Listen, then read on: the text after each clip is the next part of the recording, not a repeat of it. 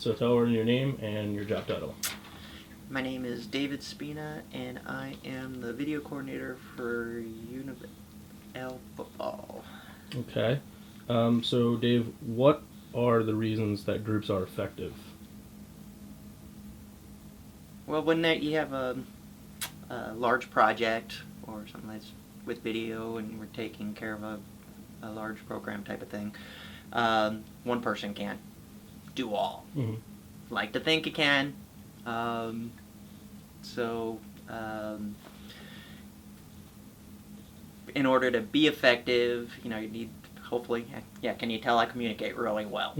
But attempting to do the communication bit, working well together, attitudes on which what it would be need to get done in a timely fashion, and all that stuff. Is that going in the right direction? Yeah, absolutely. Right. So in class we studied the model of productivity, and basically that is actual productivity equals potential productivity minus faulty group processes, which would be a lack of coordination or motivation. How do you think this applies to your job with your video students that you deal with on a daily basis? Okay.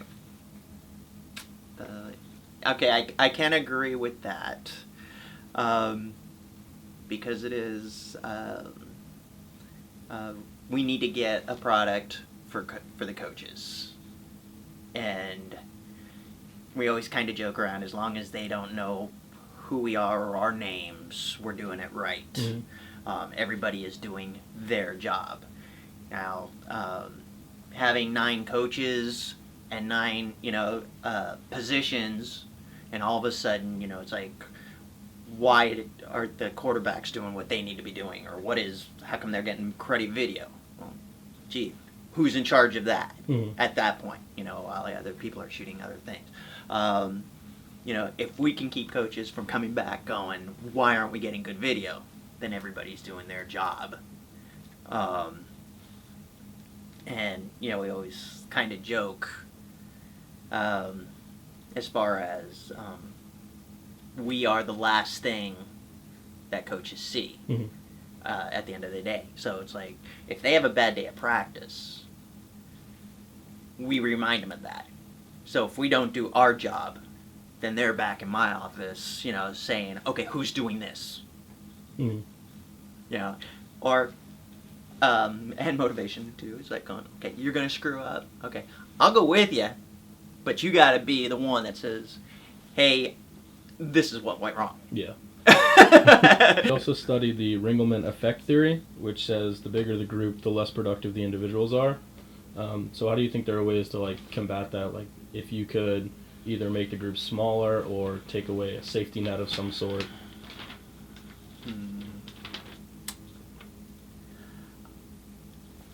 I would think I think you've got it as far as if you've got a big group,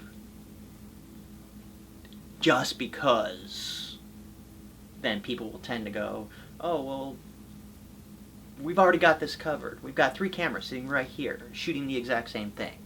So why does it matter if I'm shooting the cheerleaders? It's like, we're totally covered. It's like, well, to a certain point, yes, but it's kind of, it makes it easier on the person kind of in charge, knowing they have that backup. Mm-hmm. It's like, we know this is going to work now.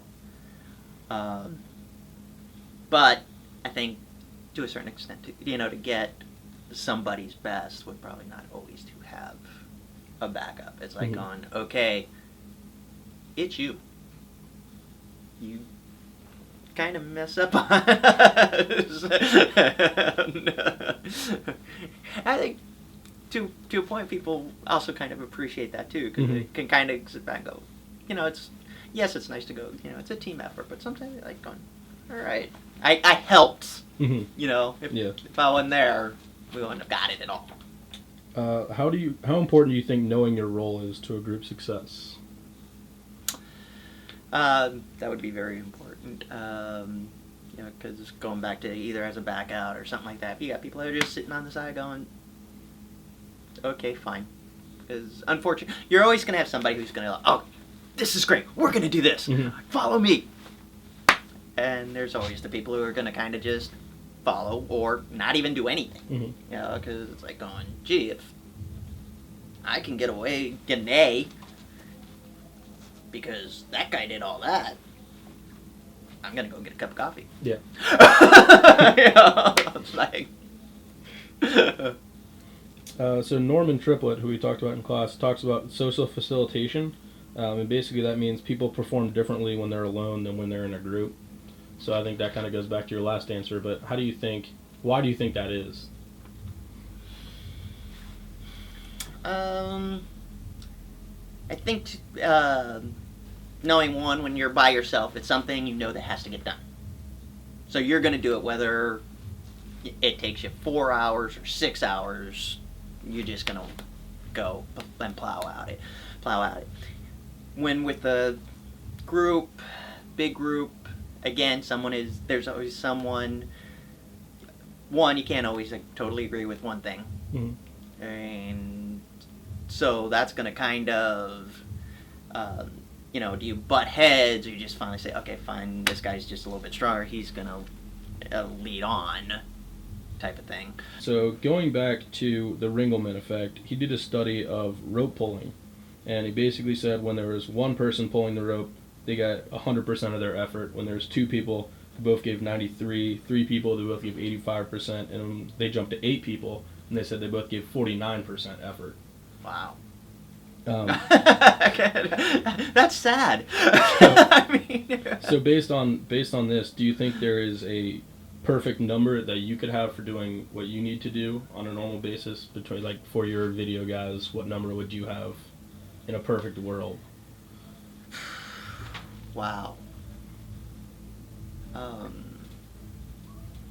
See, that's a hard call too, because even though at times we have backups at certain fields, if something happens that all of a sudden we have to change fields, you can't get everybody over there fast enough to continue on to keep people, so that it's just a continuous thing.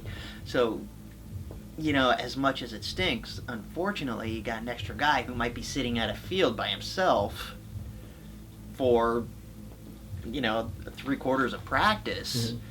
But, if all of a sudden, okay, let's all go to the next field and let's get this done, we got to make sure we can get it covered. So, as much as you don't want redundancy, you also don't want to shoot yourself in the foot by not having enough. So... Okay, so one of the other big things is recognizing the difference between groups and teams. Can you talk about how a group and a team might be different in, especially when it comes to, like, the actual football team itself?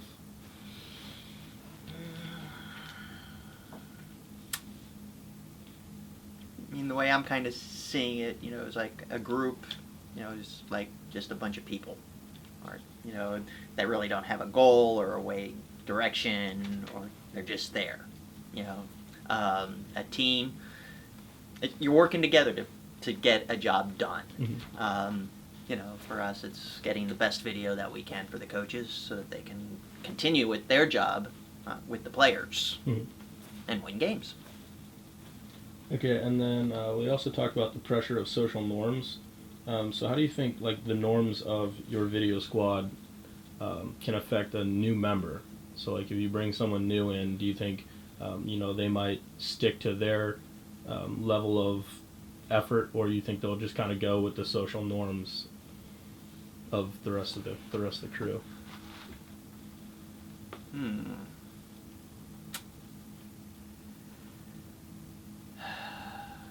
Unfortunately, I think it really depends on the size of the crew, because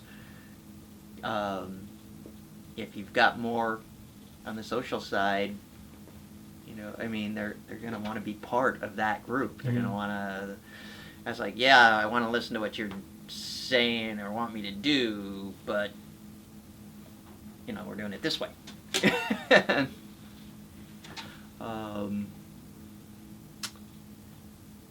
A lot of times a big group not always better. Mhm. All right, Dave. Thanks for your time. And All right, thank you.